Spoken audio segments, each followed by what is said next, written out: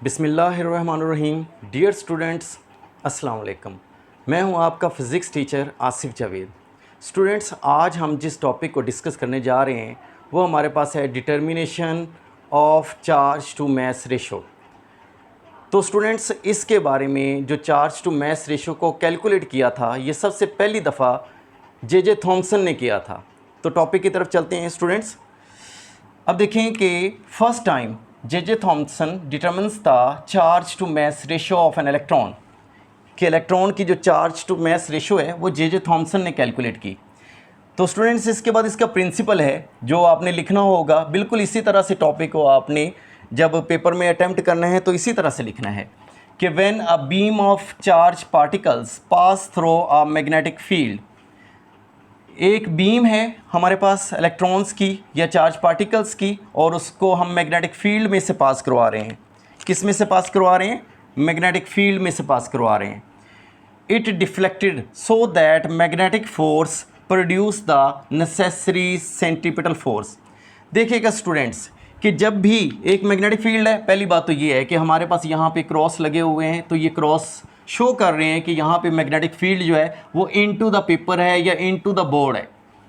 अगर क्रॉस लगे हों तो इसका मतलब होता है कि magnetic field into the paper है, और अगर डॉट लगे हों तो इसका मतलब होता है मैग्नेटिक फील्ड जो है वो आउट ऑफ द पेपर है या आउट ऑफ द बोर्ड है।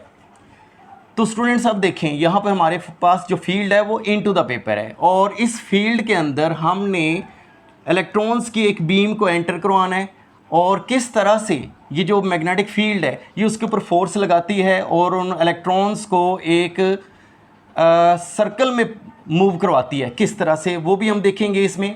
कि देखिएगा, सपोज कर लेते हैं कि ये जो चार्ज है ये इस मैग्नेटिक फील्ड के अंदर मूव करेगा, ये उसकी वेलोसिटी की डायरेक्शन है, ठीक है, इस तरफ मूव कर रहा है। तो इसकी जो फोर्स लग रही है उसके लिए हमें लेफ्ट हैंड पाम रूल को देखना पड़ेगा। अब देखिएगा कि अपनी उंगलियों को बिल्कुल, अपनी जो ये फिंगर्स हैं इनको आपने फील्ड की डायरेक्शन में रखना है, और जिधर को ये चार्ज मूव कर रहा है उस डायरेक्शन में आपने अपना थंब रखना है, ठीक है। और जिधर को आपकी पाम की डायरेक्शन है नॉर्मल टू द सरफेस होती है ना, तो अब देखें कि अगर आपकी पाम की डायरेक्शन नीचे की तरफ है तो इसका मतलब है कि यहाँ पे जो चार्ज होगा उसके ऊपर जो फोर्स लगेगी ना स्टूडेंट्स, वो नीचे की तरफ लगेगी। फिर इसके बाद ये चार्ज अब नीचे की तरफ डिफ्लेक्ट हो गया है, वो स्ट्रेट जाने की बजाय यहाँ पे डिफ्लेक्ट होने की वजह से यहाँ पे कर्व पाथ में मूव करना शुरू कर देगा, ये कर्व सा बन जाएगा। अब देखिएगा, फिर उसके बाद उसकी डायरेक्शन अब चेंज हो चुकी है स्टूडेंट्स। तो अब उसकी जो मैग्नेटिक फील्ड की डायरेक्शन आप जानते हैं इनटू द पेपर है, और या इनटू द बोर्ड भी कह सकते हैं आप, ठीक है, इस तरह से। अब जो उसकी मूवमेंट है वो नीचे की तरफ है, जो कि लेफ्ट हैंड का जो हमारा जो थंब है वो उसकी डायरेक्शन को शो करेगा कि वो नीचे की तरफ है, और जो हथेली की डायरेक्शन है, जो पाम की डायरेक्शन है वो अंदर की तरफ है। इसका मतलब है यहाँ पर भी फोर्स लगेगी अंदर की तरफ, और वो अंदर की तरफ लगने वाली फोर्स जो है वो फिर इसको डिफ्लेक्ट करवा देगी, यानी इसको फिर से कर्व पाथ में मूव करवा देगी। फिर अब देखें, अब यहाँ पे चार्ज आ गया हमारे पास, ठीक है। अब वो स्ट्रेट मूव करना चाहता है, लेकिन उसके ऊपर जो मैग्नेटिक फोर्स लगेगी, अब ये आपके पास जो लेफ्ट हैंड है वो बता रहा है कि चार्ज इस डायरेक्शन में मूव कर रहे हैं, और magnetic field into the board है, और इसके बाद फोर्स ऊपर की तरफ लगेगी। अब स्टूडेंट्स देखिएगा गौर से, ये हमारे पास एक सर्कुलर रिंग बन जाएगी, ठीक है। अब यहाँ पे जब आया तो फोर्स अंदर की तरफ लगी, अब यहाँ पे जब चार्ज पहुँचा है तो फोर्स फिर अंदर की तरफ लग रही है, और यहाँ पर भी जब चार्ज आएगा तो फोर्स फिर अंदर की तरफ लगेगी। तो ये एक सर्कल में मूव करना शुरू कर दिया इसने। इसका मतलब है कि ये जो हमारे पास मैग्नेटिक फील्ड है इसके अंदर जब भी कोई चार्ज मूव करता है तो वो डिफ्लेक्ट होता जाता है, यानी ये एक ऐसी फोर्स है जो डिफ्लेक्टिंग फोर्स कहलाती है। इसमें जो चार्ज है वो बिल्कुल एक स्ट्रेट पाथ में मूव नहीं कर सकता, ये उसको डिफ्लेक्ट करवा देती है। अब आप देखिएगा कि यहाँ पे एक चीज़ गौर करने वाली है कि यहाँ पे उसका जो डिस्प्लेसमेंट है वो, तो अब देखिएगा कि डिस्प्लेसमेंट उसका नीचे की तरफ है, डिस्प्लेसमेंट की जो डायरेक्शन है वो नीचे की तरफ है, और फोर्स की डायरेक्शन इधर है, यानी डिस्प्लेसमेंट और फोर्स के दरमियान में एंगल कितने का बन रहा है? 90 का। तो इसलिए ये जो हमारे पास डिफ्लेक्टिंग फोर्स है, यानी कि मैग्नेटिक फोर्स जो है ये बॉडी को डिफ्लेक्ट करवाती जाती है, और जिसकी वजह से अगर हम इसमें से वर्क डन कैलकुलेट करते हैं ना, इसकी वजह से मैग्नेटिक फोर्स की वजह से, तो वो हमारे पास आ जाएगा। फोर्स जो होती है वो दो चीज़ों का प्रोडक्ट होती है, फोर्स सॉरी जो वर्क है वो हमारे पास दो चीज़ों का प्रोडक्ट है, एक है फोर्स और दूसरा है हमारे पास डिस्प्लेसमेंट। तो देखिए स्टूडेंट, अब यहाँ पे हमारे पास ये जो फोर्स है और डिस्प्लेसमेंट है, डॉट प्रोडक्ट है, इसका मतलब है कि ये कॉस थीटा आएगा जैसे ही हम इसको सॉल्व करेंगे। तो अब देखें कि थीटा कितना है फोर्स और डिस्प्लेसमेंट में, यहाँ पर भी फोर्स और डिस्प्लेसमेंट में थीटा कितने का आ रहा है, थीटा हमारे पास 90 डिग्री है, तो यहाँ पर भी थीटा 90 डिग्री और यहाँ पर भी थीटा 90 डिग्री है। दैट मीन्स कि ये जो फोर्स है जिसे हम मैग्नेटिक फोर्स कह रहे हैं, ये इसकी वजह से जो वर्क डन होगा वो ज़ीरो होगा। ठीक है, इसके बाद इसकी एक्सप्लेनेशन की तरफ चलते हैं जी।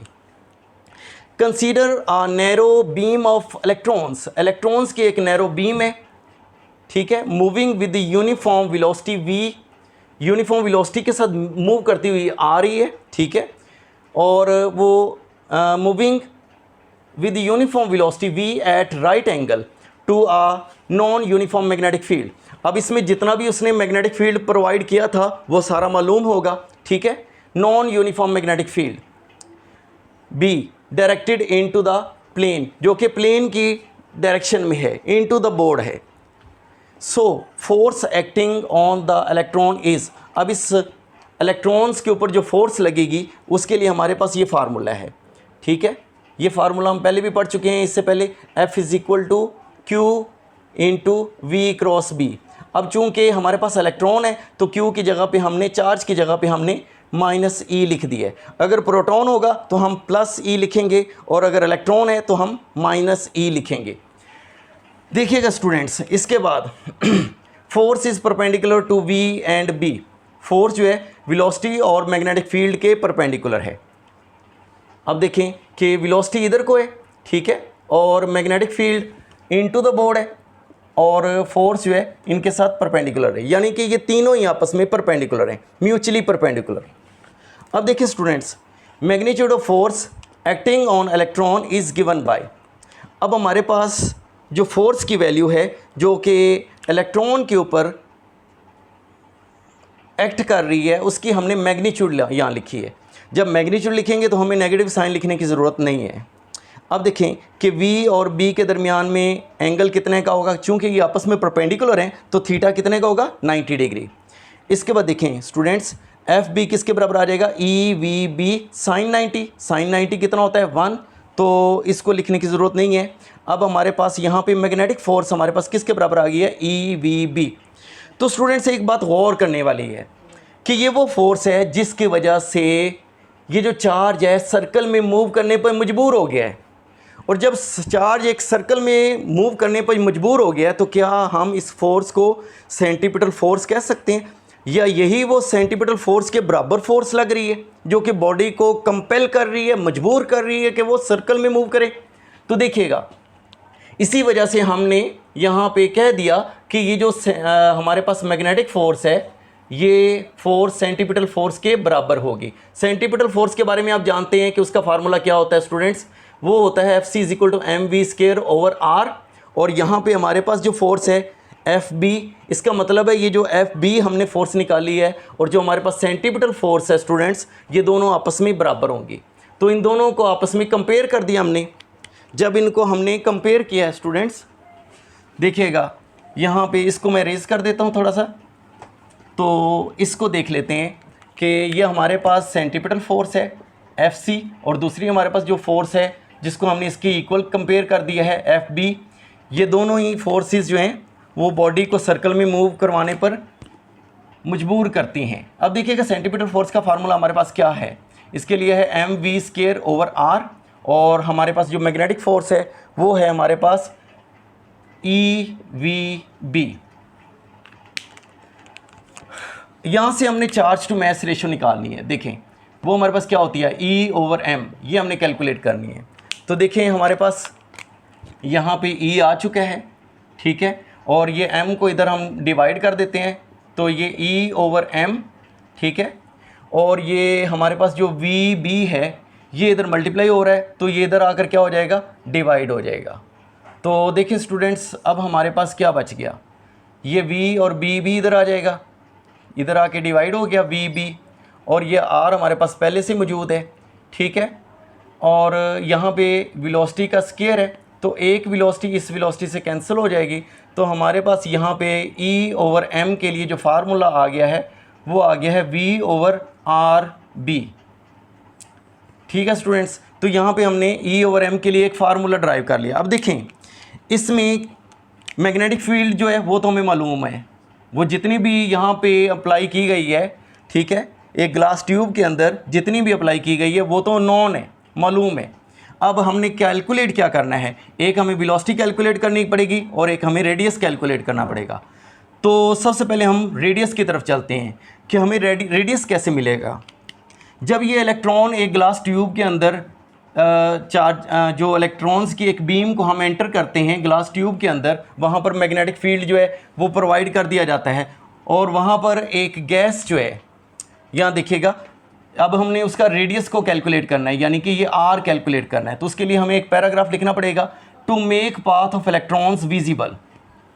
अब इलेक्ट्रॉन्स का जो पाथ है इस तरह से जब एंटर होते हैं ग्लास ट्यूब के अंदर, तो उसके पाथ को हमें विजिबल करना है। उसके लिए हम क्या करते हैं, हमें पता चलना चाहिए कि ये जो सर्कल है जिसमें वो मूव कर रहे थे चार्जेस या इलेक्ट्रॉन्स मूव कर रहे हैं, उसका सर्कल का रेडियस क्या है। वहाँ से हम रेडियस या उसका पहले डायामीटर निकालेंगे। डायामीटर आप जानते हैं कि एक पॉइंट से दूसरे पॉइंट तक का फासला, एक ऐसी लाइन, एक ऐसी कॉर्ड जो कि सर्कल के सेंटर में से पास करती है, उसको हम कहते हैं diameter. To make path of electrons visible, हमने इलेक्ट्रॉन्स का ये जो पाथ है जिसमें वो सर्कल में मूव कर रहे हैं उसको विजिबल बनाना है। तो उसके लिए हम क्या करेंगे, इलेक्ट्रॉन्स जब इसमें जाएंगे, यहाँ पर हमने एक हाइड्रोजन गैस जो है वो इसके अंदर लो प्रेशर पे एंटर की हुई है। अब देखें, जब वो इलेक्ट्रॉन्स की जो बीम है वो हाइड्रोजन गैस से टकराएंगे, तो जब हाइड्रोजन गैस से टकराएंगे तो उसके एटम्स को वो पहले एक्साइट करेंगे। एक्साइट करने से क्या होगा, एक्साइट करेंगे, जो उसके ग्राउंड स्टेट के जो इलेक्ट्रॉन्स होते हैं वो एक्साइटेड स्टेट में चले जाते हैं और फिर वो डी एक्साइट होते हैं। यानी कि जब उनको, ये देखिएगा हमारे पास ये इलेक्ट्रॉन्स जो कि मतलब कि इसकी ग्राउंड स्टेट में होते हैं, उनको उनके साथ जाके टकराएंगे। उनसे टकराने के बाद इनको एनर्जी मिलेगी, ये एक्साइटेड हो जाएंगे, तो ये एक्साइटेड स्टेट में चले जाएंगे, ठीक है। और उसके बाद जब इन्होंने यहाँ पर ज़्यादा देर नहीं रुकना तो ये डी एक्साइट होंगे, यानी इन्होंने जंप करके जब वापस आना है ग्राउंड स्टेट में, तो उस दौरान में ये एनर्जी रिलीज़ करते हैं। और वो जो एनर्जी रिलीज़ करते हैं वो एक लाइट की फॉर्म में रिलीज़ करते हैं। तो जैसे जैसे अब यहाँ पे वो इनका टकराव गैस के एटम्स के साथ होता है, तो वहाँ पे ये उनके इलेक्ट्रॉन्स को एक्साइट और डी एक्साइट करवाते हैं, जिसकी वजह से इनका पाथ जो होता है वो एनर्जी रिलीज़ करते हैं लाइट की फॉर्म में, और ये पाथ जो है विजिबल होता जाता है। और वो पाथ जब विजिबल हो जाता है तो उसका डायामीटर कैलकुलेट कर लिया जाता है, और डायामीटर को 2 पे डिवाइड करने के बाद, जब डायामीटर को 2 पे डिवाइड करेंगे तो रेडियस आ जाएगा। अब इस तरीके से तो हम स्टूडेंट्स इसका रेडियस निकाल लेंगे, क्योंकि ये ग्लास ट्यूब के अंदर होता है और जहाँ पर ये सर्कल एक रिंग की फॉर्म में इलेक्ट्रॉन्स मूव करना शुरू कर देते हैं, वो रिंग आपको नज़र आ रही होती है क्योंकि वो विजिबल हो जाता है उसका पाथ। और उसके बाद इसके अंदर एक स्केल लगा होता है जिसकी मदद से हम इसका डायामीटर कैलकुलेट कर लेते हैं उस रिंग का। इसके बाद देखेंगे स्टूडेंट्स मेजरमेंट ऑफ वेलोसिटी। अब हमें इससे हम रेडियस तो कैलकुलेट कर लेंगे, अब हमें मैग्नेटिक फील्ड का भी पता है, वेलोसिटी रह गई है। तो वेलोसिटी के लिए हम क्या करेंगे, जिस वेलोसिटी के साथ यहाँ पे इलेक्ट्रॉन्स मूव कर रहा होगा उसको उसकी जो एनर्जी होगी, उसको एक एनर्जी मिली होगी, वो एनर्जी क्या होती है, काइनेटिक एनर्जी, जिसकी वजह से बॉडी मूव करती है। अब स्टूडेंट देखिएगा कि यहाँ पर हमारे पास एक तो एनर्जी काइनेटिक एनर्जी है और दूसरी हमारे पास एनर्जी जो कि पोटेंशियल के फार्मूले से हम निकालेंगे कि पोटेंशियल का फार्मूला आप जानते हैं कि ये किसके बराबर होता है, वर्क ऑन चार्ज। अब चार्ज हमारे पास कौन सा है स्टूडेंट्स, तो चार्ज हमारे पास इलेक्ट्रॉन है और वर्क इसको हम एनर्जी भी लिख सकते हैं। तो यहाँ से हमें ये ई को हम ई स्मॉल ई जो इलेक्ट्रॉन के लिए, इसको इधर जाके मल्टीप्लाई कर देंगे तो ये एनर्जी का फार्मूला हमारे पास आ जाएगा वी ई। ये एनर्जी का फार्मूला हमने पोटेंशियल से निकाला है, पोटेंशियल के फार्मूले से, और ये भी एक एनर्जी है। और एक एनर्जी जिसके साथ इलेक्ट्रॉन सर्कल में मूव कर रहे हैं वो है काइनेटिक एनर्जी। तो दोनों एनर्जीज़ को आपस में हम बराबर कंपेयर कर देंगे, ठीक है। अब काइनेटिक एनर्जी का फार्मूला स्टूडेंट्स हमारे पास है 1/2 mv², और यहाँ पे हमारे पास ये वो एनर्जी है जो कि हमने पोटेंशियल के फार्मूले से निकाली है, तो वो है वी ई। अब इसको कंपेयर कर दिया, इसमें देखें अब हमारे पास ये जो वेलोसिटी है एक वेलोसिटी, इधर वेलोसिटी का स्केयर है तो एक इसके साथ कैंसिल हो जाएगी। बाकी हमारे पास इस ये v है, इसको हमने कैलकुलेट करना है। ये 1/2 है, ये 2 इधर डिवाइड हो रहा है, उधर जाकर मल्टीप्लाई हो जाएगा। ठीक हो गया स्टूडेंट्स? सॉरी, इसमें ये हमारे पास जो था ये पोटेंशियल है, इसमें ये हमने फार्मूला एनर्जी का जो लिखा है, इसमें हमारे पास ये जो वी आर है ना स्टूडेंट्स, ये हमारे पास पोटेंशियल है, पोटेंशियल। ठीक है, तो ये उसके साथ कैंसिल नहीं हो सकता। अगर ये वेलोसिटी होती तो फिर ज़रूर कैंसिल हो जाना था। अब ये हमारे पास पोटेंशियल का फार्मूला है। ठीक है, तो यहाँ पे अब देखिएगा, हमने इसकी वेलोसिटी को कैलकुलेट करना है, तो ये वी ई इधर ही रहेगा, ये 2 इधर जाकर मल्टीप्लाई हो जाएगा। जब 2 इधर आके मल्टीप्लाई हो गया तो 2VE आ गया और ये m इधर आके डिवाइड हो जाएगा। अब इसका स्केयर ख़त्म करना है तो इधर भी स्केयर रूट लेना पड़ेगा, इधर भी स्केयर रूट लेना पड़ेगा। 2 स्केयर रूट से कैंसिल हो गया, तो अब हमारे पास वेलोसिटी का एक फार्मूला आ गया है। ठीक है, यहाँ पे हमने इसको पुट कर देना है। तो देखिएगा स्टूडेंट्स, अब हमारे पास क्या डेरिवेशन बनेगी।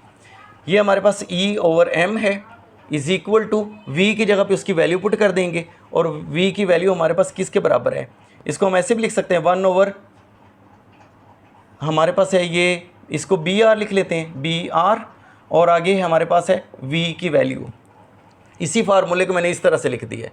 ठीक है, अब इसमें v की वैल्यू पुट कर दें, 1/br इंटू v की वैल्यू हमारे पास किसके बराबर है, वो हमने निकाली है यहाँ पे 2VE स्केयर रूट 2VE/m। ये E/m हमारे पास आ चुका है। ठीक है, अब देखें, ये स्केयर रूट को ख़त्म करना चाहते हैं हम, तो स्केयर रूट को ख़त्म करना है तो दोनों तरफ हमें स्केयर लेना पड़ेगा। अब यहाँ पे देखें, ये E/m है, ठीक है, और 1/br स्केयर रूट 2VE/m। अब इधर भी हम स्केयर ले लेते हैं, taking square on both sides, इधर भी स्केयर ले लेते हैं, तो ये हमारे पास आ जाएगा E/m का स्केयर, और इसको खोल लेते हैं तो ये आ जाएगा b का स्केयर, r का स्केयर, और ये 2 स्केयर रूट से कैंसिल हो जाएगा, तो 2VE, ये v हमारे पास पोटेंशियल है। ठीक है, ये जितना पोटेंशियल हमने उस ट्यूब के अंदर प्रोवाइड किया था, ये वो पोटेंशियल है। ठीक है, और बटे में क्या आ गया, m। अब इसको मज़ीद सॉल्व कर लें। ठीक है, ये हमारे पास एक साइड में E का स्केयर है, तो दूसरी साइड पे E आ चुका है, ये E इस E से कैंसिल हो गया, और ये एक m भी इससे कैंसिल हो जाएगा। अब हमारे पास फार्मूला क्या बच गया E/m के लिए, वो बच गया है 2V/b square over r square. तो स्टूडेंट्स, ये हमारे पास charge to mass ratio calculate करने के लिए फार्मूला आ गया। अब इसमें देखें, ये हमारे पास पोटेंशियल है, जितना पोटेंशियल हमने उस चार्ज ट्यूब ग्लास ट्यूब के अंदर प्रोवाइड किया होगा, वो भी नॉन पोटेंशियल होगा, मालूम होगा कि कितने पोटेंशियल पे हमने इलेक्ट्रॉन्स को उसके अंदर एंटर करवाया था। ठीक है, और इसके बाद ये हमारे पास मैग्नेटिक फील्ड, जो कि नॉन मैग्नेटिक फील्ड होगी, आर भी हम डायमीटर के फार्मूले से कैलकुलेट कर चुके होंगे। तो जब ये सारी वैल्यूज़ इसमें पुट कर देंगे तो हमारे पास चार्ज टू मास रेशो आ जाएगी। तो उम्मीद है स्टूडेंट्स, आपको ये टॉपिक अच्छे तरीके से समझ आ गया होगा, और अगर कहीं से आपको कोई कन्फ्यूजन हो तो आप मुझसे पूछ सकते हैं। अपना ख्याल रखिएगा। अल्लाह हाफिज़।